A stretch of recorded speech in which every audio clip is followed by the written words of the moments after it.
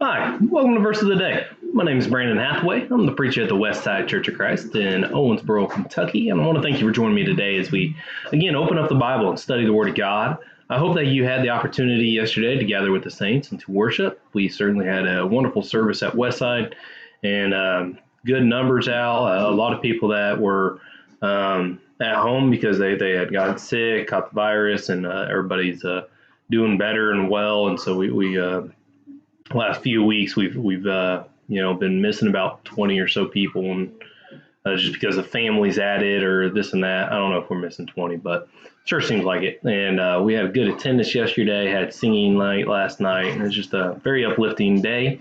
Hope that you was able to have that also. So today we are in Genesis chapter 31, and looking at verses 6 and 7, Genesis 31, 6 and 7. It says, "You know that I have served your father with all my strength, yet your father has cheated me and changed my wages 10 times, but God did not permit him to harm me."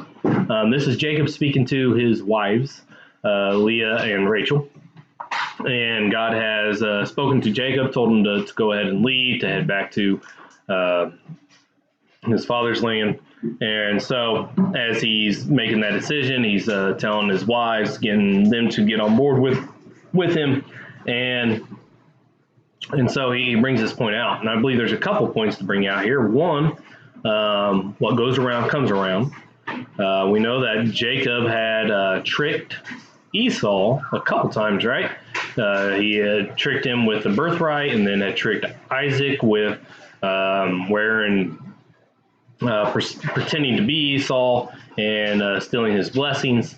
And so Jacob wasn't, the best person to say, well, how honest have you been? How have you tricked others? How have you changed things? And so what goes around comes around. If we do bad things, and then bad things are, cycles around. But the second thing that I actually thought of first when reading that is the patience that Jacob must have had.